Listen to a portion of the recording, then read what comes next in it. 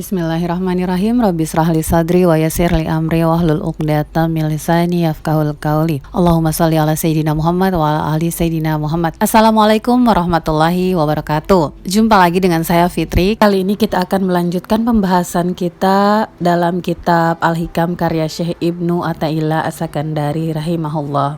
Di bab selanjutnya berjudul Berusahalah mengetahui aib diri sendiri. Usahamu untuk mengetahui celah diri yang masih ada di dalam dirimu itu lebih baik dari usahamu untuk terbukanya bagimu tirai kegaiban. Seorang salik haruslah berusaha selalu melihat celah dan aib yang ada pada diri sendiri. Jangan sampai mempunyai tujuan supaya mengetahui perkara-perkara yang goib, yang menjadi kemauan hawa nafsu, seperti ingin mengetahui rahasia di hati orang lain, rahasia takdir dan lain-lain, karena itu bisa mencela kehambaanmu kepada Allah. Orang arif berkata, jadilah hamba Allah yang selalu ingin mencapai istiqomah dan jangan menjadi hamba yang menuntut karomah. Istiqomah adalah menunaikan kewajiban, sedang karomah adalah menuntut kedudukan. Karomah dan kedudukan yang diberikan Allah kepada seorang wali itu sebagai hasil dari istiqomah. Istiqomah berarti tetap dalam ubudiyah, tidak berubah keyakinan dan kepercayaannya kepada Allah, ketuhanan Allah, kekuasaan Allah dan kebijaksanaan Allah, baik dalam keadaan sehat ataupun sakit, senang ataupun susah, suka ataupun duka, kaya ataupun miskin. Kemudian Syekh berkata, Al-Haq ialah Allah Subhanahu wa ta'ala, tiada terhijab atau terbatas tirai oleh sesuatu apapun, sebab tidak mungkin adanya sesuatu yang dapat menghijab Allah. Sebaliknya manusialah yang terhijab sehingga tidak dapat melihat adanya Allah. Sebab sekiranya ada sesuatu yang menghijab Allah, berarti sesuatu itu dapat menutupi Allah, dan andai kata ada tutup bagi Allah, berarti wujud Allah dapat terkurung atau dibatasi, dan sesuatu yang mengurung atau membatasi itu dapat menguasai yang dikurung atau dibatasi, padahal Allah yang berkuasa atas segala makhluknya. Pada hakikatnya Allah tidak bisa dihijab, yakni hijab itu menjadi sifatnya, Allah itu tidak.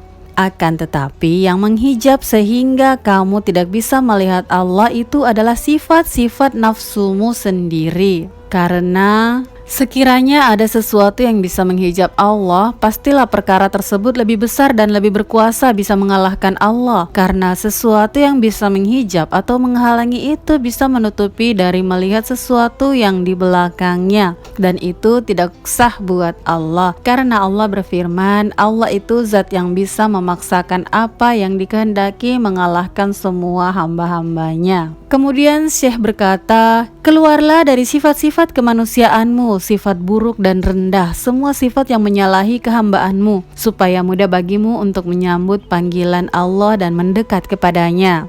Sifat-sifat manusia terbagi dua, yaitu lahir dan batin. Sifat lahir ialah yang berhubungan dan dilakukan dengan anggota jasmani, dan sifat batin ialah berlaku dalam hati atau ruhani. Sedang yang berhubungan dengan anggota lahiriah juga terbagi dua, yaitu yang sesuai dengan perintah syariah dan yang menyalahi perintah syariah yang berupa maksiat. Demikian pula yang berhubungan dengan hati juga terbagi dua, yaitu yang sesuai dengan hakikat kebenaran bernama iman dan ilmu, dan yang berlawanan dengan hakikat kebenaran berupa nifak dan kebodohan.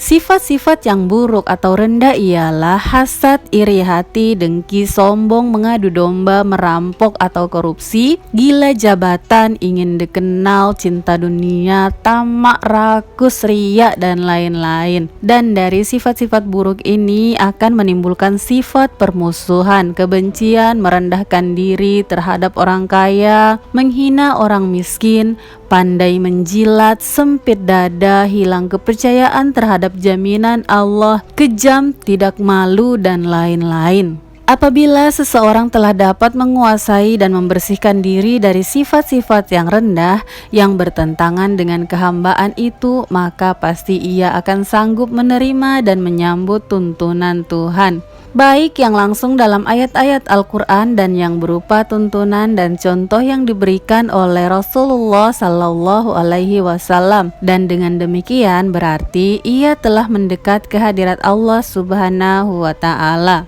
Sifat ubudiyah atau kehambaan ialah mentaati semua perintah dan menjauhi semua larangan, mengerjakan perintah dan meninggalkan larangan tanpa membantah atau merasa keberatan. Ingatlah sesungguhnya hakikatnya suluk, yaitu berusaha untuk membersihkan hati dari akhlak yang tercela lalu dihiasi dengan akhlak yang baik dan terpuji.